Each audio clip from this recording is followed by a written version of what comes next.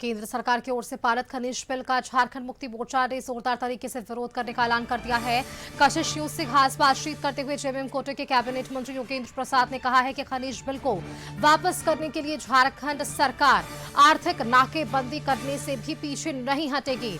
उन्होंने कह दिया है कि जिस भाषा में केंद्र सरकार उनके साथ व्यवहार कर रही है, उसी भाषा में राज्य सरकार केंद्र सरकार को जवाब देकर खनिज बिल को वापस करने के लिए दबाव बनाएगी। हमारे सहयोगी राजीव मोहन ने मंत्री योगेंद्र प्रसाद से इन्हीं विषयों पर खास बातचीत की है।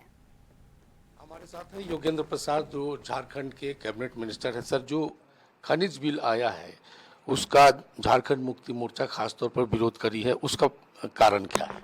नहीं, कारण है हमारा सेस का राशि घटेगा, हमारा रॉयल्टी हमको नहीं मिलेगा, हमारा जो अधिकार है वो उस अधिकार से हम वंचित होंगे। तो सीधे सीधे राज्य के आर्थिक गतिविधियों में असर पड़ेगा, विकास की गतिविधियों में असर पड़ेगा। तो क्यों नहीं हम विरोध करें? ये हमारा हक, जो संघीय ढांचा के अपनी व्यवस्था है, जो संघीय ढांचा का अपना अधिकार है, जो सुप्रीम कोर्ट के 9 बेंचों ने इसको 2024 में आदेश पारित किया है कि राज्य अपने शेष की राशि वसूल सकती है, तो फिर उस पर कुटाराघात क्यों, उस पर चोट पहुंचाने का प्रयास क्यों किया गया? हम लोग इसको कतई बर्दाश्त नहीं करेंगे। तो इसके लिए किस तरह का रणनीति बनाएंगे सरकार को घेरने के लिए, केंद्र सरकार के इस बिल को? जिस भाषा का और जिस भाषा में वो समझना चाहते हैं, उसी भाषा में हम लोग यहाँ समझाने का भी प्रयास करेंगे। संवैधानिक तरीकों से भी जरूरत पड़ेगा तो आर्थिक नाकेबंदी भी करेंगे। चरणबद्ध तरीके से आंदोलन, हर हाल में बिल वापस हो, ये हम लोग उसका आर पार की लड़ाई लड़ेंगे।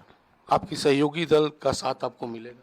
देखिए, तो मैंने कहा कि जिनको राज्य की जनता के प्रति और राज्य के प्रति दर्द है, हम तो कहेंगे भारतीय जनता पार्टी के लोगों को भी कि भाई कोई सहज और स्वाभाविक धरती नहीं है। ये नदी नाला जंगल झाड़ पहाड़ पर्वत से घिरा हुआ प्रदेश है, इसको अभी काफ़ी ज़रूरतें हैं विकास की। तो विकास की बाधा ना पहुँचे, चूँकि अर्थ नहीं तो विकास नहीं, पैसे नहीं तो हम विकास की कल्पना नहीं कर सकते। तो हम तो कहेंगे विपक्ष के साथ साथ, विपक्ष तो है ही, भारतीय जनता पार्टी के लोगों को भी कहेंगे कि राज्य के प्रति जरा सा भी, राज्य के लोगों के प्रति जरा सा भी वेदना है तो इस बिल का इस विधेयक का विरोध होना चाहिए। चलिए, तो ये थे योगेंद्र प्रसाद मंत्री, जिनका कहना है कि जो खनिज बिल है उसके खिलाफ, केंद्र सरकार के खिलाफ ये आर्थिक नाकाबंदी तक कर सकते हैं और अपने सहयोगी साथ साथ विपक्षी दल जो भारतीय जनता पार्टी है उनको भी आमंत्रित कर रहे हैं कि इस बिल का वो विरोध करें। हालांकि अब देखने वाली बात होगी कि केंद्र सरकार ने जो ये बिल लाया है और ये जो विरोध हो रहा है उसका आने वाले समय में क्या असर देखने को मिलता है। कैमरा पर्सन दीपक के साथ राजीव मोहन, कशिश न्यूज, रांची।